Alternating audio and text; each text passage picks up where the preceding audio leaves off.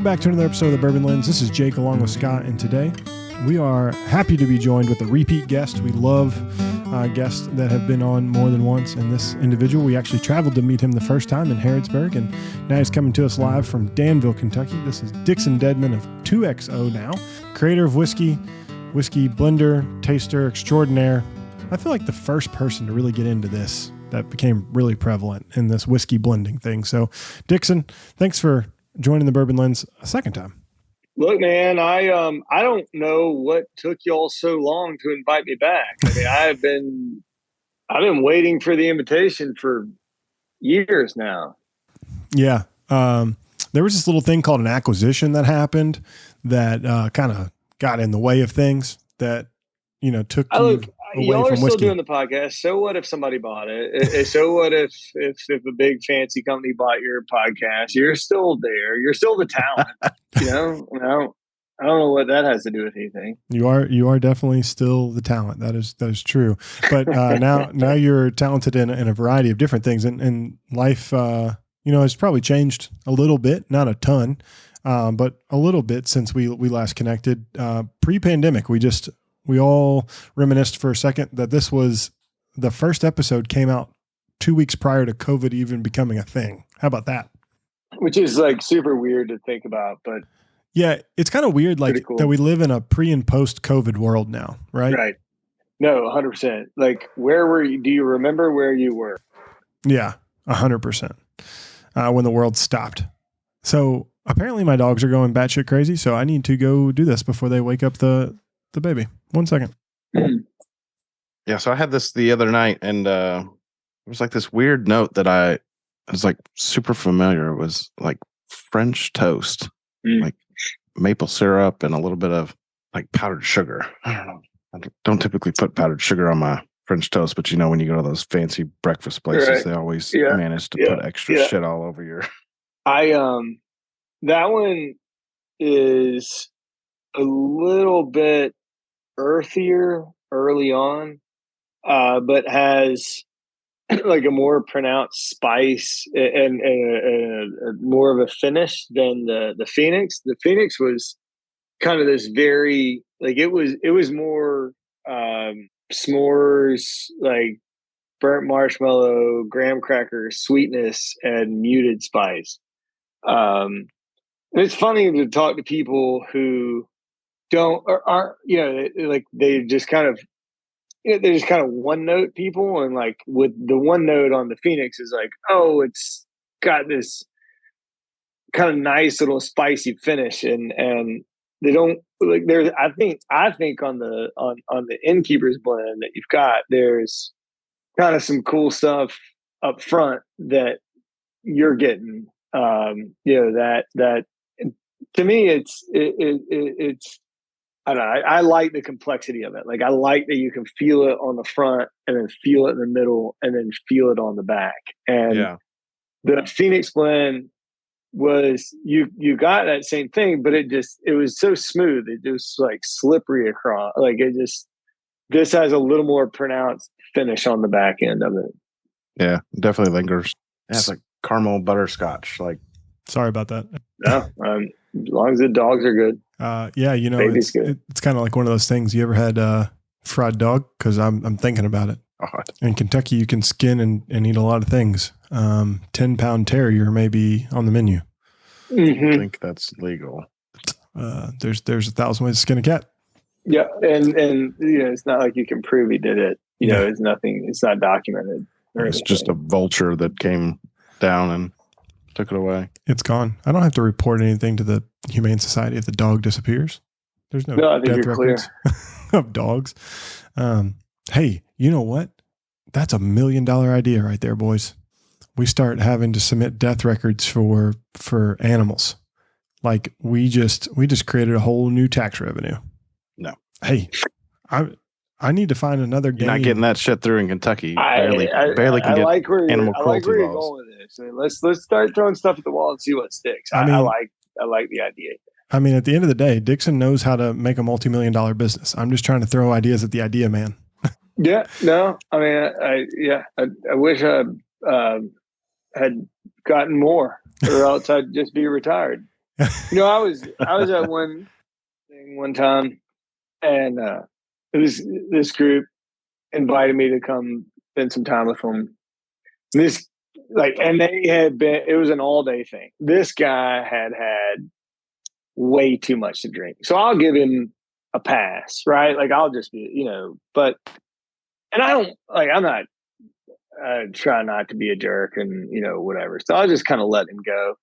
And this guy told me, he just started reading me the riot act, and he was like, I just don't understand, why you would think that somebody who bought your business for what they paid for it would want to change it. He was like, they've got to get that money back. He was like, I don't know why, you would think that if they were gonna buy your business for $170 something million, that they would just let you keep running it, like keep it small. And he was like, they got to make their money back. And I said, I don't mean to interrupt you, friend, but did you just say $170 million?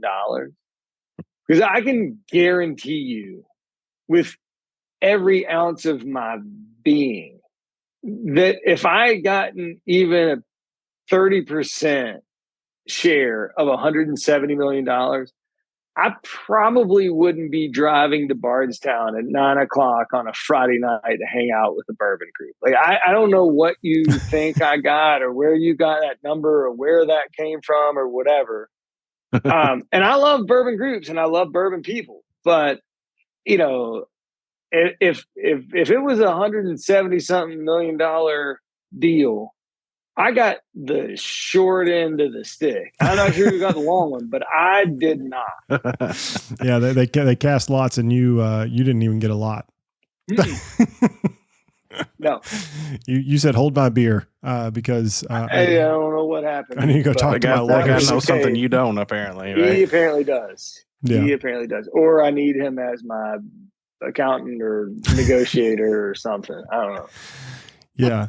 So, we'll just kind of go from there. So, we'll talk about Innkeeper's blend and obviously what you've been up to, but acquisition is something that happens. And I think a lot of people don't understand acquisition to the degree. And right, obviously you were one of the big acquisitions a couple of years ago, when Stoli purchased Kentucky Owl, and then you see MGP purchase Penelope.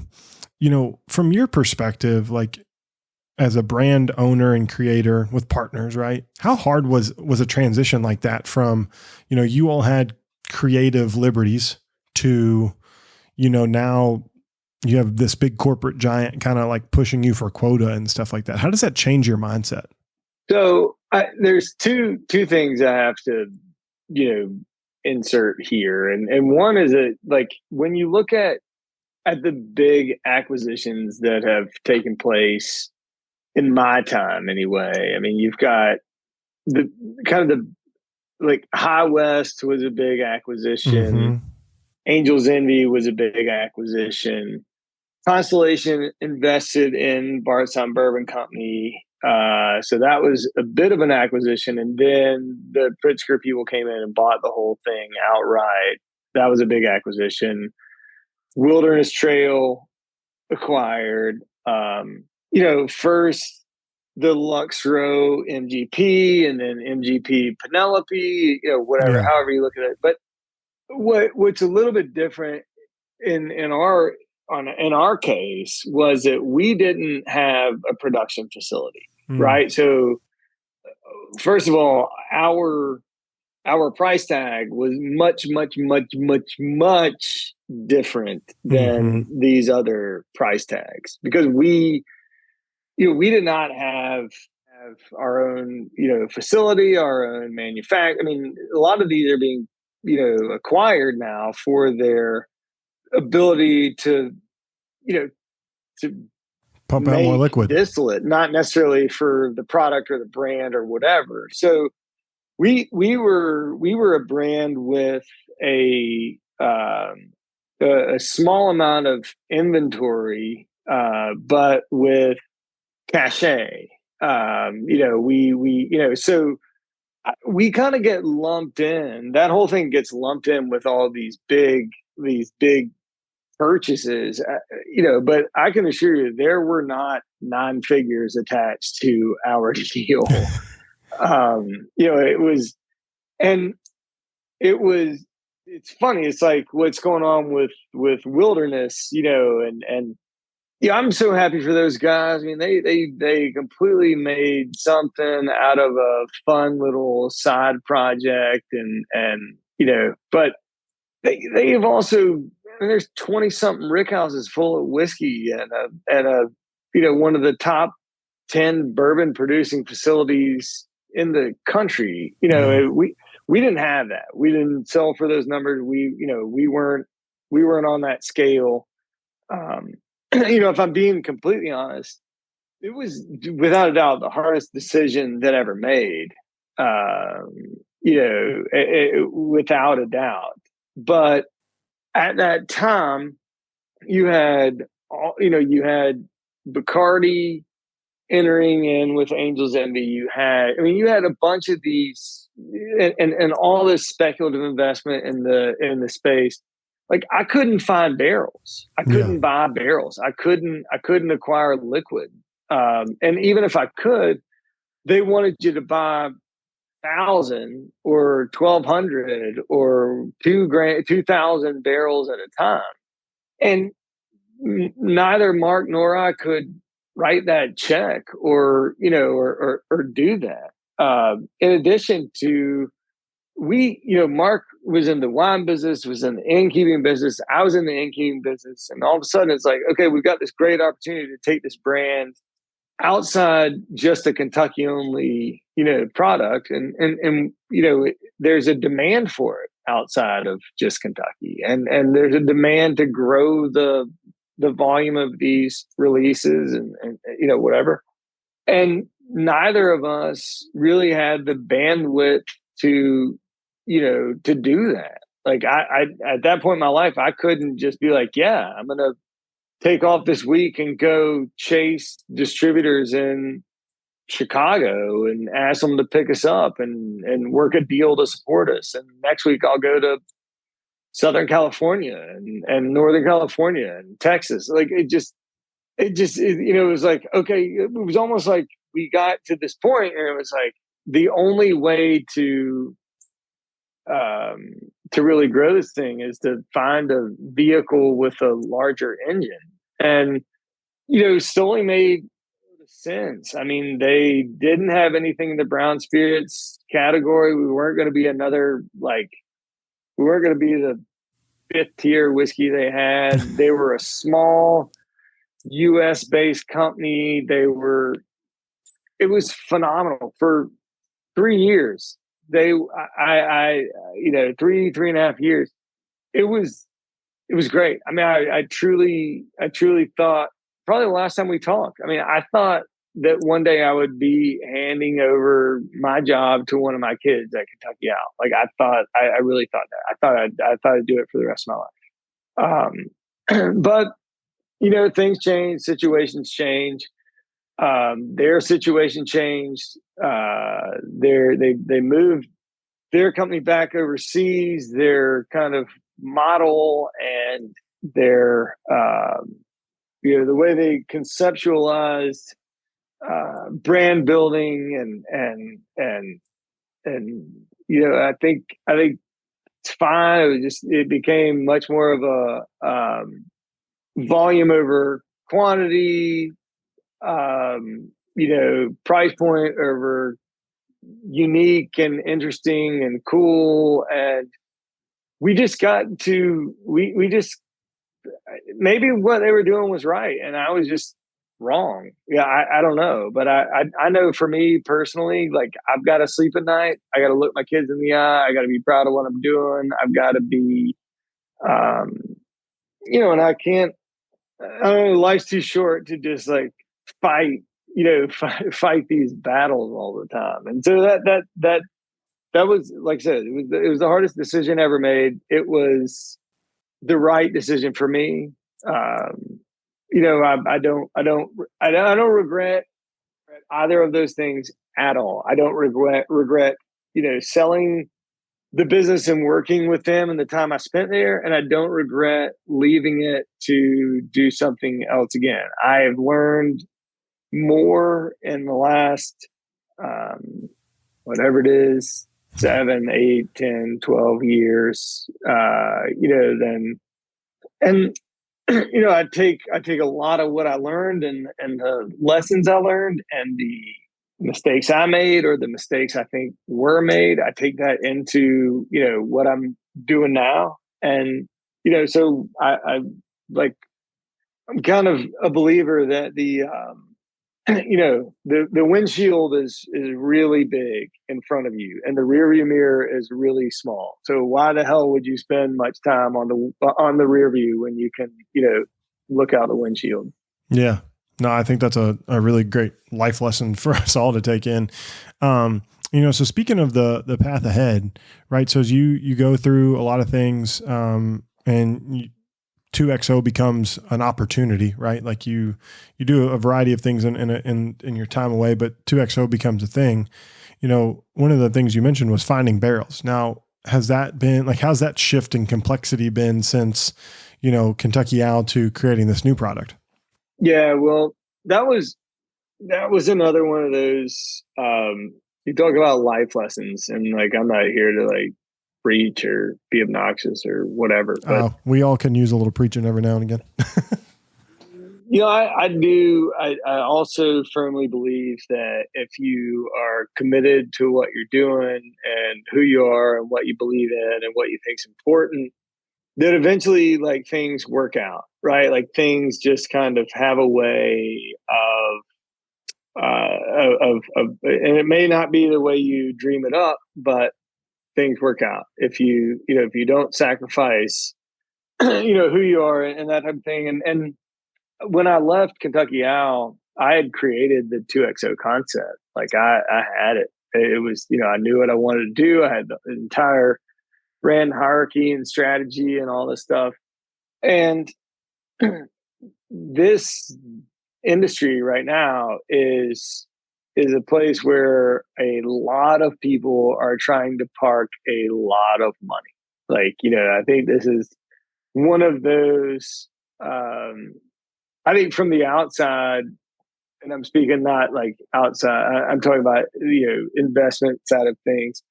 There are a lot of people that think they can get really rich in the bourbon business, because of, just what we talked about, these acquisitions, these numbers and all that stuff. So I created the concept and we had a ton of private equity money, venture capital money. How much do you need? 30 million, 40 million? What do you need? And so the funding aspect was not an issue. There were two fundamental issues with going that route with 2XO. And the first was exactly what you're talking about, liquid.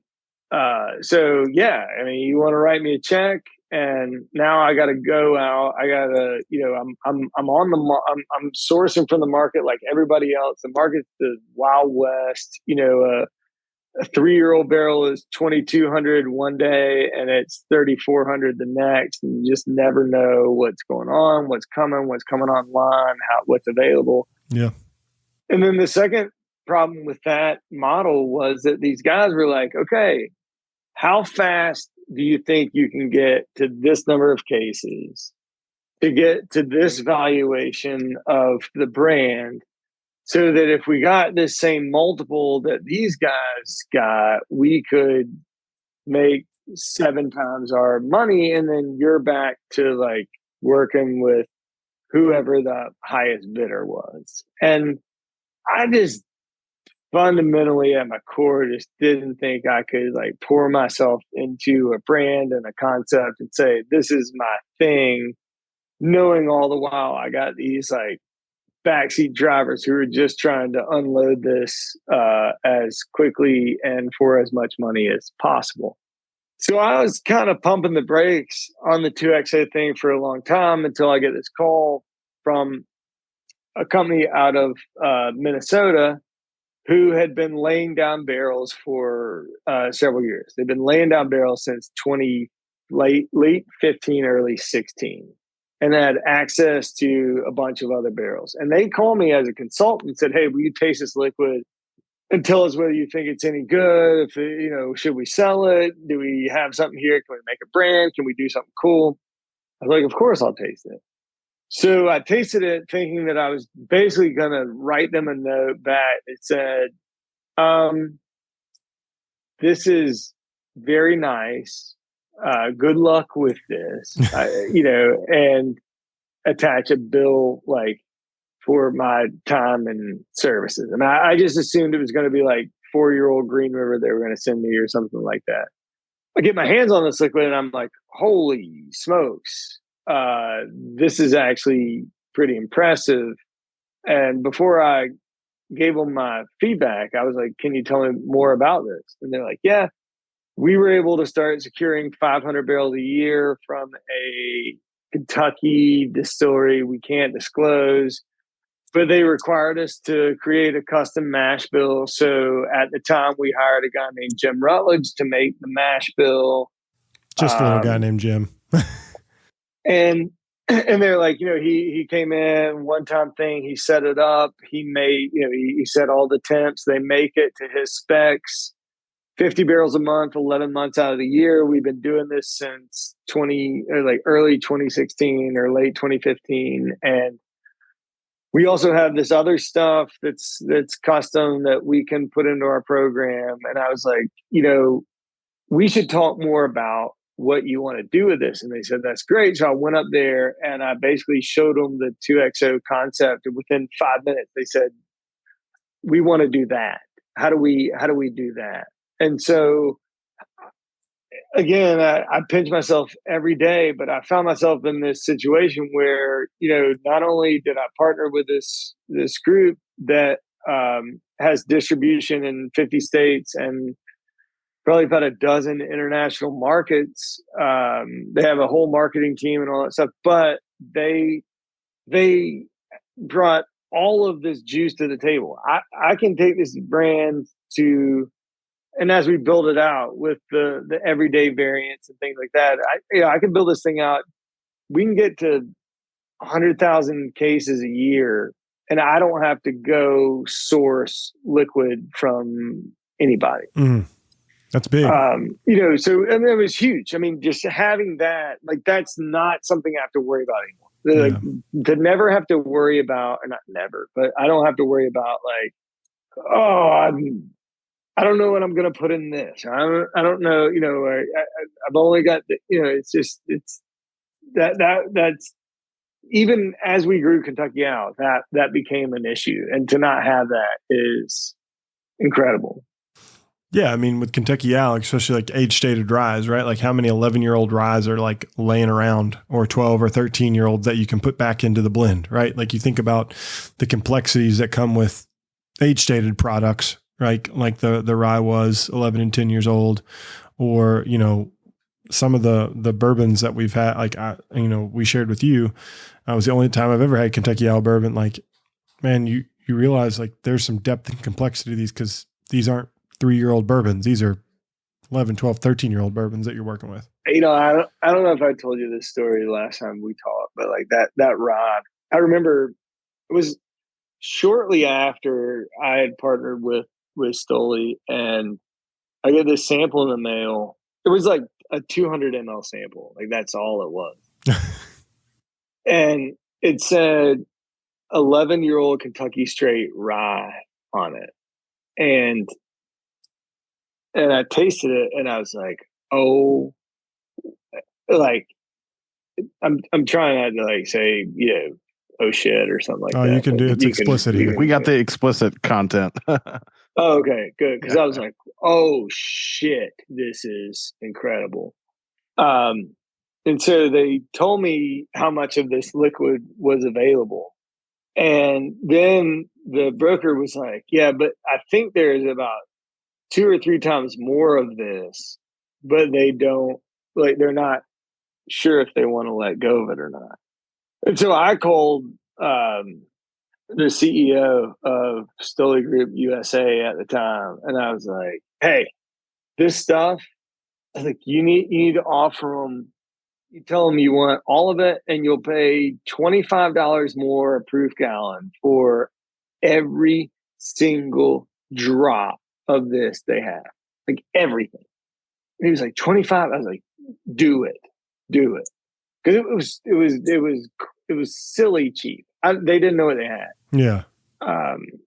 So at that point, we ended up getting stuff that was, I don't know, anywhere from 11 to 8.5 years old. Wow. But we got all of it. We got all of it.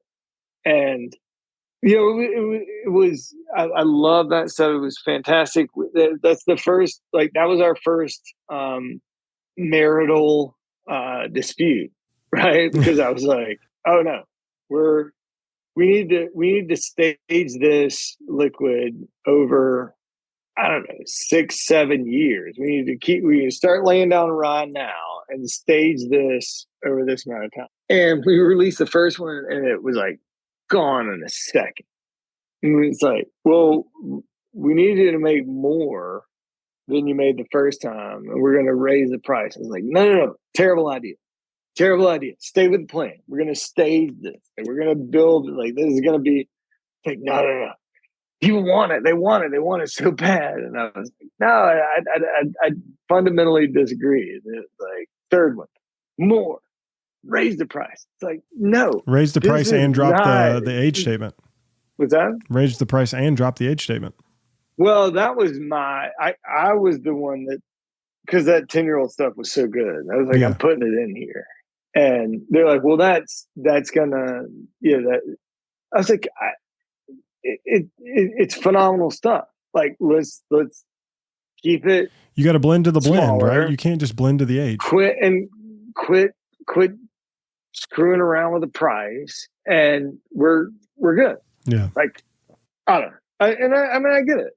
That's business. Oh, but it was not my business. No, but the batch 2 rye, that was my favorite. It might be my favorite rye whiskey. I agree. I agree. Batch 2. People look at me like I have 3 heads when I say it. I'm like, look, just is. It's just so damn easy to drink. It is. I savored that one, and it died a slow death on the day Kentucky beat Florida at the UK at Kentucky. It was an amazing way to celebrate. That's I still have some, so you can come next time you're in Danville. You come celebrate. Oh, there we go. We can continue to relive that. Actually, we'll just play the game again on my TV in my office, and we'll drink a bottle of it. It'll be great. That sounds amazing. I'm always up for reliving the greatest hits of Kentucky football, because until the last 10 years, there's not been many. Right. So, we've talked a lot about the previous brand, but, you have this new brand, 2XO. So what's the meaning behind 2XO? So it really goes back to my belief that additional oak interaction, and whether that's early on or kind of in the midterm of the life cycle of a barrel, additional oak interaction to me gives you more complexity and more kind of bump to the flavor profile than extended aging. I think you were talking about it, and I don't think you were saying it in a way to be it's like age statement. I'm trying to make the best whiskeys that I can make, and I don't subscribe to the fact that a whiskey can't be great until it's X number of years old. I just don't. And when I was starting in this, it would just blow me away when 5-year-old stuff would absolutely beat the brakes off of 15-year-old stuff, side by side. And it's just interesting. I want that early, corny, grainy mashiness to get out of the way. But from that point forward, I really like, I really like what happens when you get that new oak exposure, new charred oak exposure, and kind of round out some of the flavor that you get in 5, 6, 7, 8-year-old bourbon, as opposed to waiting until, So 2XO is about secondary oak interaction. Everything that is in the 2XO program will have some element of secondary oak interaction, whether that's insertion, new oak inserted into the barrel, or double barreling. But I think, Jim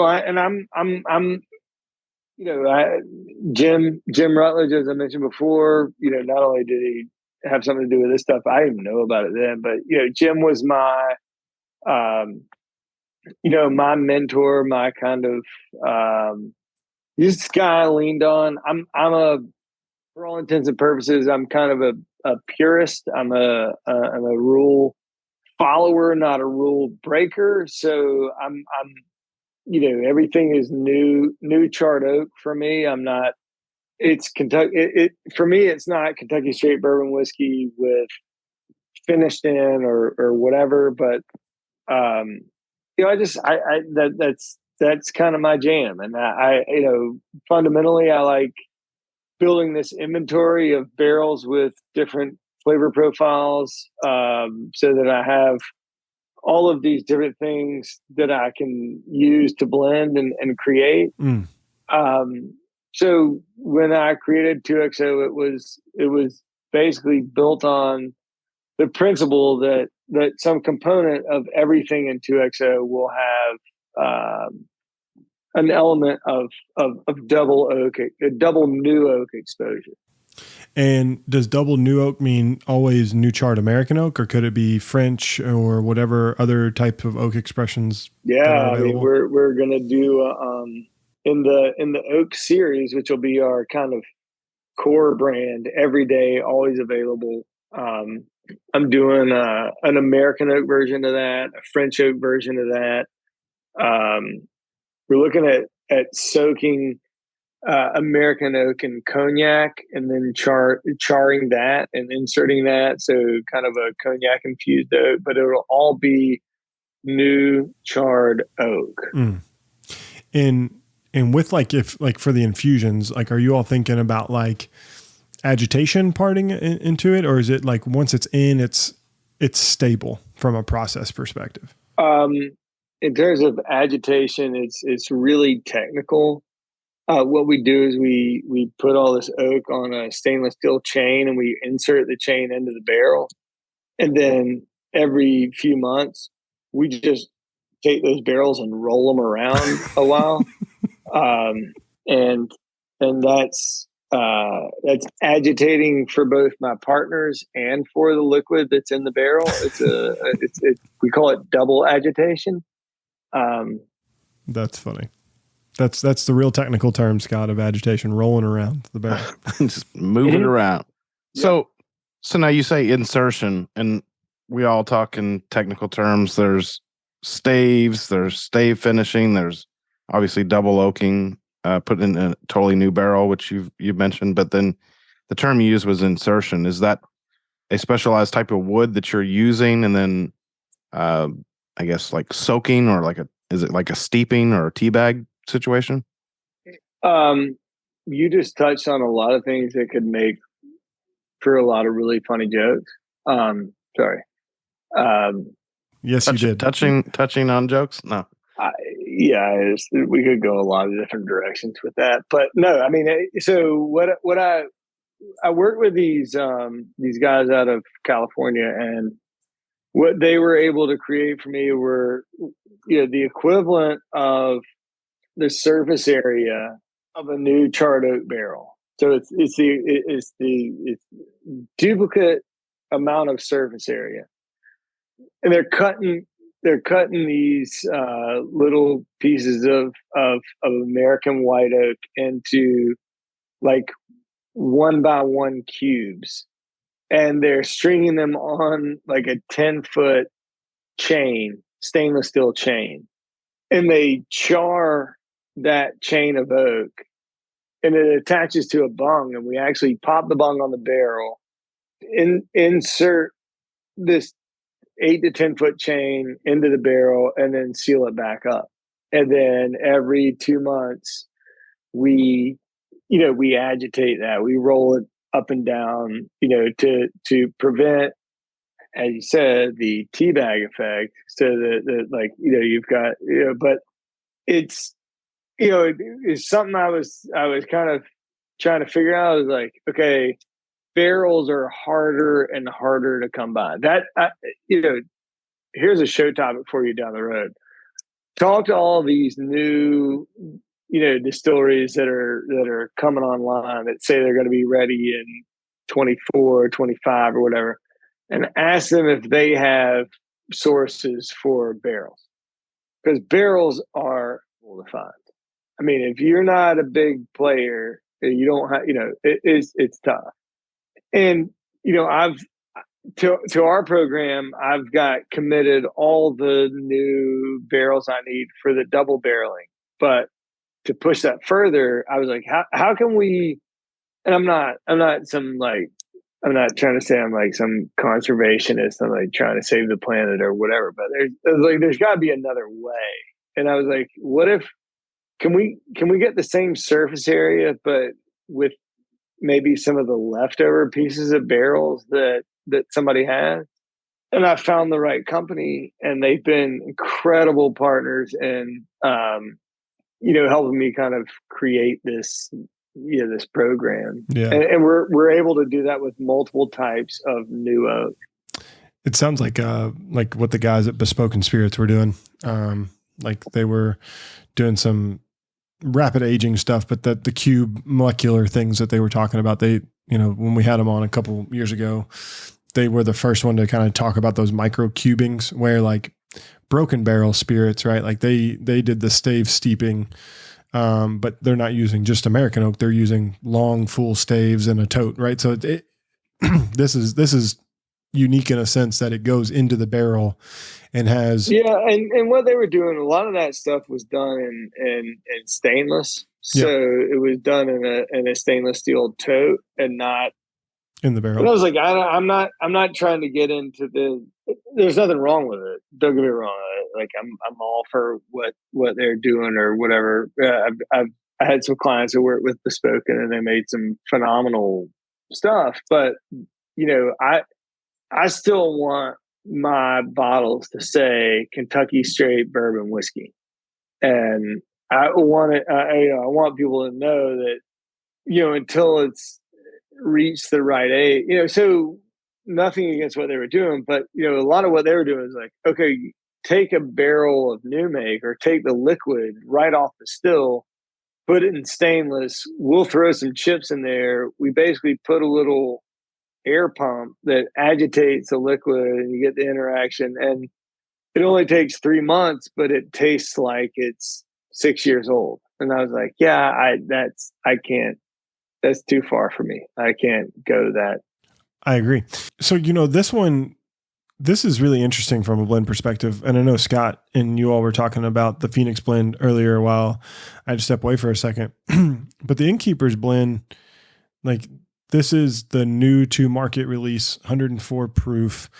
And just to be clear, like this doesn't have, this is only Kentucky Straight from the original oak container and Kentucky Straight that's been 9 to 10 months in a new, like rebarreled. Gotcha. So this doesn't have any of the chain format in it. This is Kentucky Straight or Kentucky Straight rebarreled in new charred oak barrels the second time in this one. So that's what I was thinking. This has that second barrel characteristics. But the most interesting thing for me on this one, like from a nose and flavor profile, like I get this big, like juicy, fruity note in the middle of it. Like it's all the oak and tannin and chocolate, but then like in the middle palate, it's like tropical fruits kind of highlight in the middle of it, which is really interesting, from a blend perspective, to get the richness and the like in the sweetness up front on the nose, and then get like that fruit sweetness in the middle, and then go back to that dark palate finish for me. I think this whiskey, like the front is where you get that sweetness and the viscosity, and that's all that double barreling. Like that comes from the secondary oak interaction. 80% of the distillate that's in here is a 35% rye bourbon mash bill with a very fruity yeast strain. It's interesting you say tropical fruit, because for me, most of the time, it's like a red fruit, like a cherry, red delicious apple. It's that kind of like juicy, sweet fruit thing into the spice on the back end. And this to me, this is lighter in terms of the initial sweetness, heavier on the fruit, and then heavier on the spice than the Phoenix blend, which was the first one we did. But that fruit note is very pronounced. Yeah. To me, like some people, they're like, oh, this is spicier than the last one. But yes, it is. I don't think it's spicy at all. For being 35% rye, but Scott, I'm interested in you because you love corn sweet bourbon. Yeah, no, I think the note that I was looking for was like grilled fruit almost. Like it's, maybe I'm just mistaking like the double oaking portion of it, but it's kind of like a smokier fruit. Oh yeah. And so, I mean, I put grilled fruit, toasty wood, and then obviously on the nose, to me, it's like French toast. It's like maple syrup and like a little cinnamon and sugar and a little bit of that. So, but yeah, on the palate, I don't really get a lot of spice at all. To me, it's not a spicy bourbon. It's spicy as compared to the first one. Yeah. But it's also, I think with both these that I've done with 2XO, what I like the greatest compliment for me, like as a blender, just like as a guy who's trying to make something, is like that when people say, yeah, I get this on the front and I get something in the middle, I get something in the back. And it's like, okay, then I've made something that's complex enough for it to check those boxes. Like I'm not always concerned with specifically what you're getting where, but it's like, okay, it validates what I always try to do, which is try to make something that has complexity across the palette from front to back, if that makes any sense. Well, I think that's what you're probably targeting with your 2 times oak. It's, you could make a spirit that's very one note. The one note might knock something out of the park. It might be incredible, but you're wanting that extra dynamic layer of flavor. Yeah, I don't, I could probably kick myself for saying this after the fact, but like I don't know, whiskeys that are just one note don't always knock it out of the park for me. Mm-hmm. Like they can be phenomenal in that one place or one note, but I'm looking for movement. Yeah. Like I'm looking for, do you know what I'm saying? Like I don't. Yeah. And I always have to relate it back to food, right? So like when you have a good meal, right? Like you want the perfect bite, and that perfect bite's going to have depth of flavor to it. It's going to, it's going to smell good first, and then it's going to hit the tip of your tongue with something. It's going to hit the middle part, and then it's going to linger with you for a minute. And then you're going to sit there for a second. You're going to be like, oh shit, I want to go back in for that another time. Like, yeah, that was, I find a good whiskey is a whiskey I want to pick back up again quick. Like, cause I want to find that depth of flavor. If it's one note, like I can just sit it down. And like, the more I pick this up, like, the malted barley plays a nice content, perspective into this whiskey, and the flavoring grains are where it gets fun. And some people forget that like, oh, malted barley is a small part of this, but like there's a bready note underneath here. That's like, you're putting it like Scott, said, French toast, like that bready underlying like cinnamon sugar kind of note stays with the whole whiskey itself. There was a time with this blend where I thought that it's not like youthful grain. It's not like that early mashy grain, but there was a point where I was like, is this too grainy? Like, is there too much of that kind of bready note to it? And then I don't know. I mean, I'm my own worst critic. So as soon as I finish something, then when I know it's done and then I start tasting it, I'm like, oh my gosh, it's like, yeah, kind of, well, I mean, maddening, but whiskey should taste like, it should have some breadiness to it. I mean, it's cereal grains, mashed, fermented. Like, yes, it's distilled, but it should have that at some point, right? You can get your wood influences and things like that, but with them, we also talk about fruitiness. And you said it, it's the yeast strain. Mm-hmm. There's a yeast strain that's super fruity. So it's like you're talking about the elements of, if water had a flavor, you should include that here because it's also made up of water. So, I tell this story a lot, and if I've told it on here, stop me. But I was doing this event one time, and I'll give you the Cliff Notes version. But basically, there were a whole bunch of people responsible for different brands talking about what they were doing, and there was this one guy that got up there, and he was talking about each of his products, and he was talking about where they sit on the flavor wheel and how they have this note, and, it's honeysuckle into rhubarb with a touch of this, and this other product was, and one of the other guys, one of the most respected people in the industry, leans over to me and says, I don't know about you, but I don't put any of that shit in my whiskey. And and I like, that was one of those aha moments for me. It's like, I want to be more like this guy. Like, yeah, it may taste a little bit like that, or it may remind you of this, or it may just remind you, this whiskey may remind you of, I don't know, cookies or your Christmas tree when you're a kid, or, whatever. But you get too hung up on this stuff, and there's so many different elements and components of like what this stuff tastes like, and like what it becomes.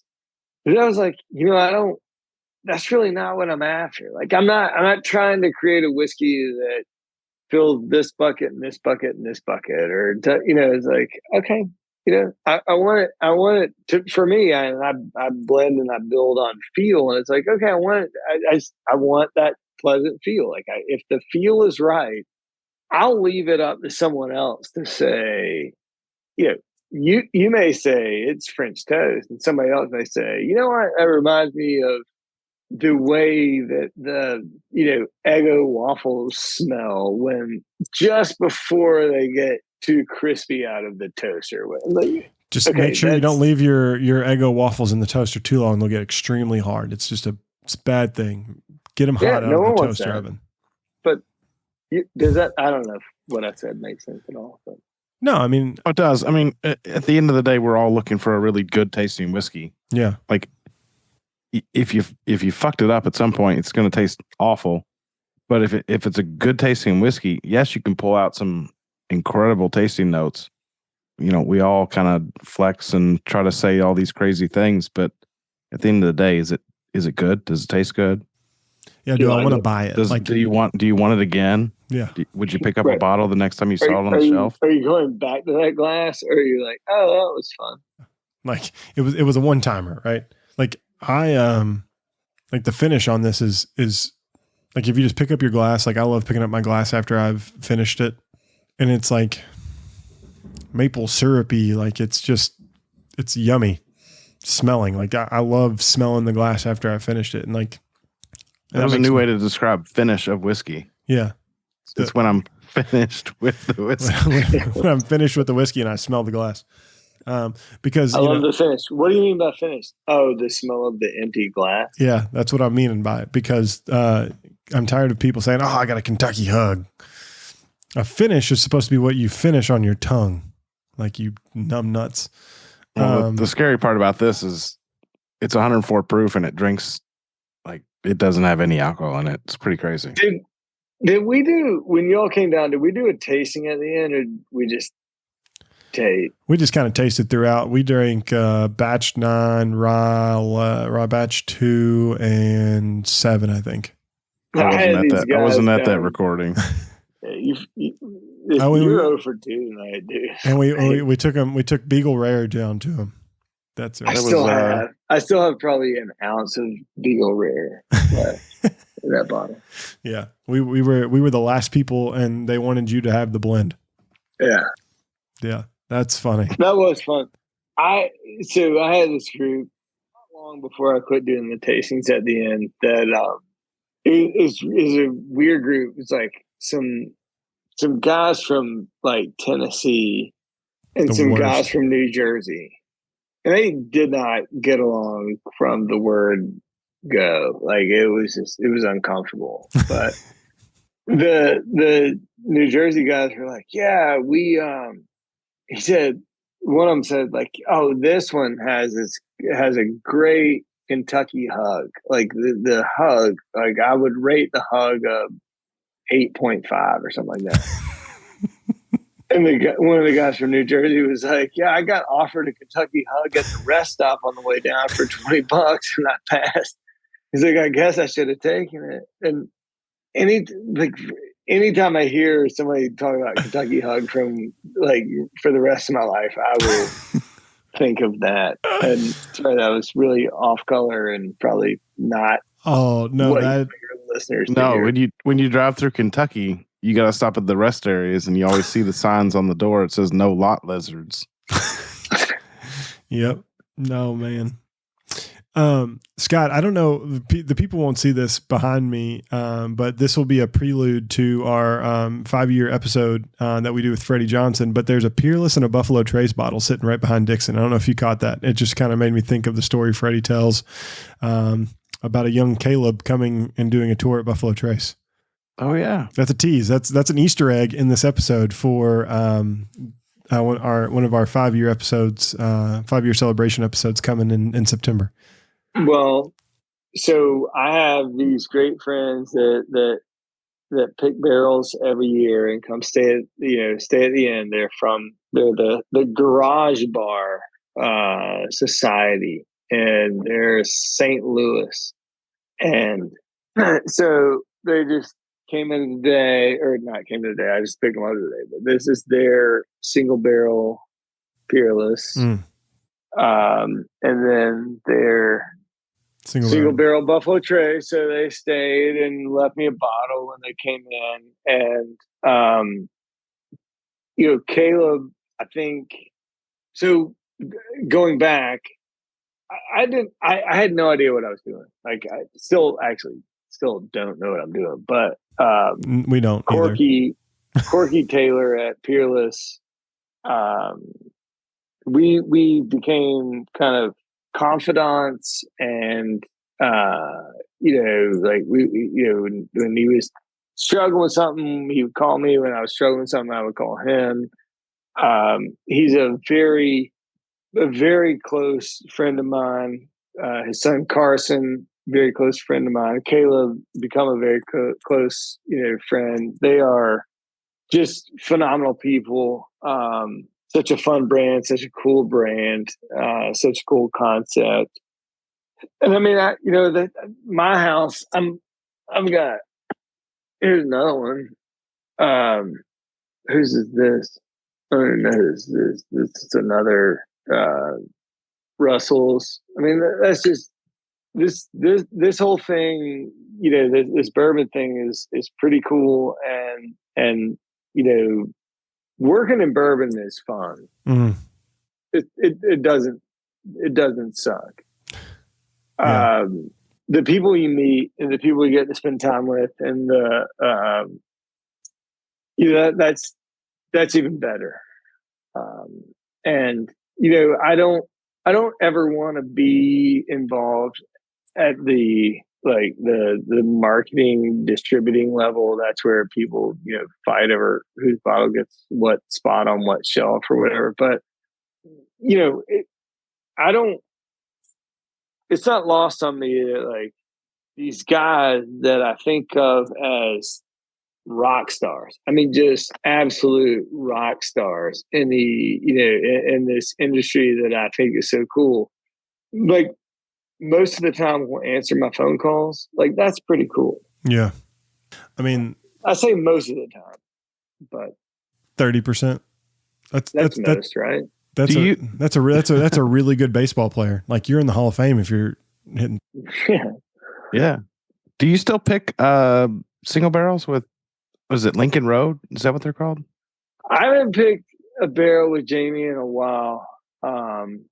Talking about the single barrel movement every year on our birthday. The Dixon and Jamie picks were like highly sought after on the secondary market for a long time. We used to do it a lot,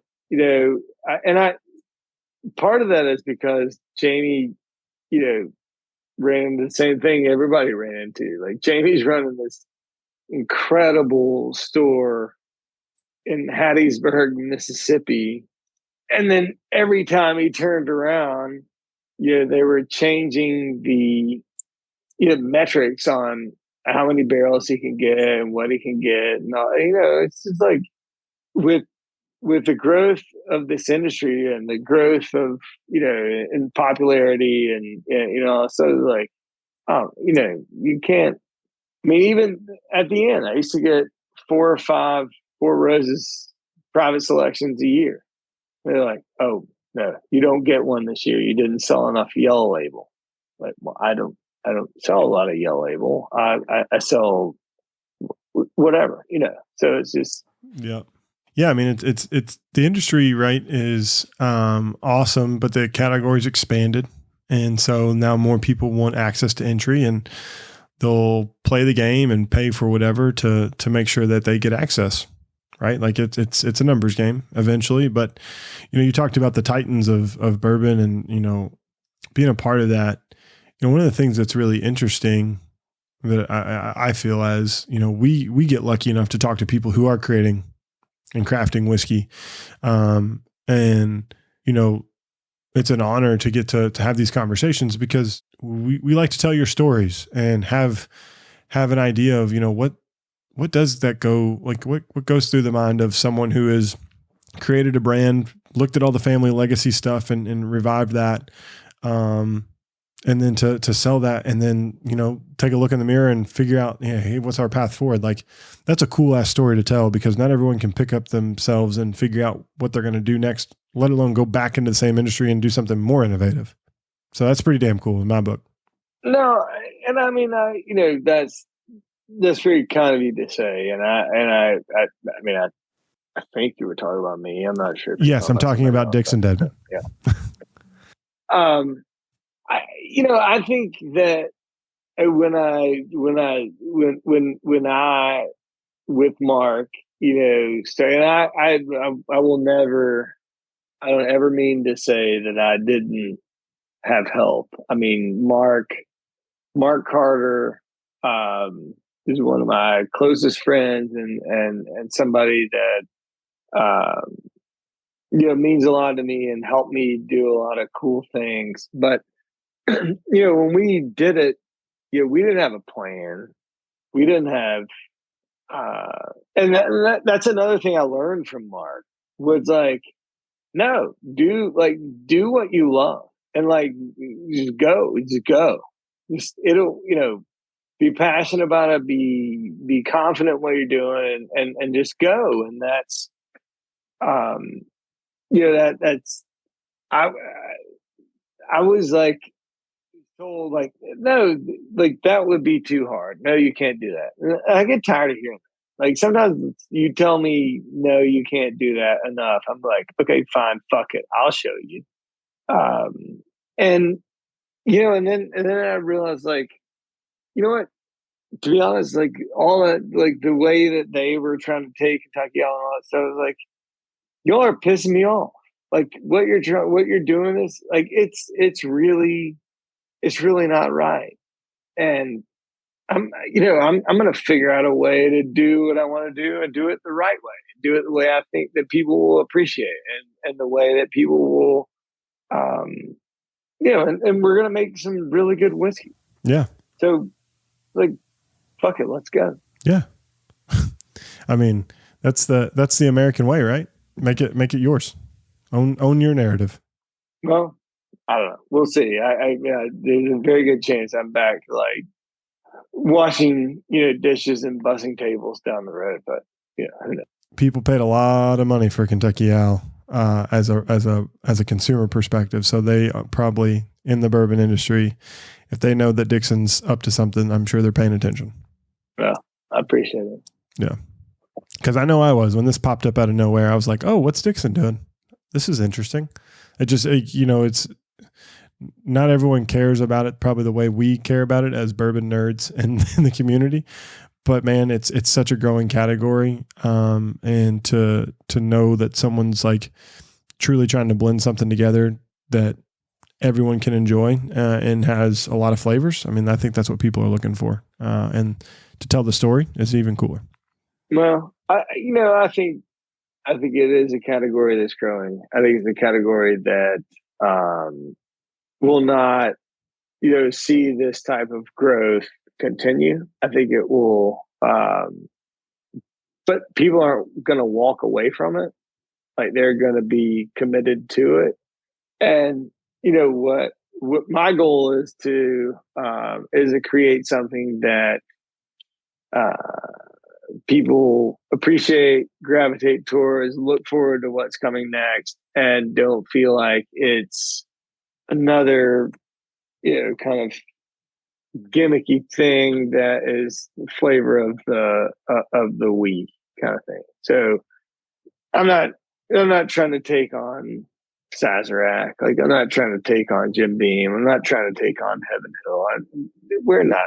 I don't want to be that. I don't ever, but if we can continue to create things that people who really are looking for something special in terms of like, oh man, this hits me different than this. This hits me in a different, this is bigger or whatever. Then I think, I take that as a win. Yeah, we didn't even talk about this too, but it seems like you're trying to bring it in at an affordable price point too. It's $80 for the Icon series, the blends. I think it's like SRP is closer to $100, but it definitely. We had a long conversation about pricing, and I have a long history of issues with pricing. And that with this Icon series and the Phoenix and the Keepers or whatever, it's like, no, this isn't, oh, I had a long day, I'm going to go home and have one of these. I mean, I understand it's priced to be not a pour that you just like, not a bottle you just run through, not a bottle that but it's certainly not at the level of some of the other things that towards the end of my previous career, price point wise, like it's not there, and I don't want to go there. I think that's the easiest part of the bourbon world to get sucked into, right? Is that conversation, price point, marketing, how you want to, at the end of the day, if you can get enough sips on lips, right, people will find the brand the way that they need to and enjoy it the way they want to. Yeah. And I mean, to your point, people ask me all the time, like, how should I drink this? You buy the bottle and you want to drink it in a red Solo cup with Dr. Pepper, and that makes you happy, and you're enjoying it that way and having a moment that way, or doing something special with it. Like, go. That's great. That's freaking great. And if he was a true Kentuckian, he'd do a Diet Mountain Dew. Whatever. I'm in. That is something my dad's cousin used to do. He used to do drink Makers and Diet Mountain Dew. Just that didn't hit my palate quite right. tried one of those. It just that one hit completely different in a bad way. But drink your whiskey how you want, right? Like as long as they're picking it up and having fun with it however they want to, right? That's what I say. Yeah. That's how I feel. It all goes down the same hole. That could go a lot of different ways too. So we've made some. We could mess. Yeah, we could go a lot of directions with that too. That's great. That was such a political thing. That's great. Just it's fun. It's whatever. It's good. All goes down the same hole. Oh man.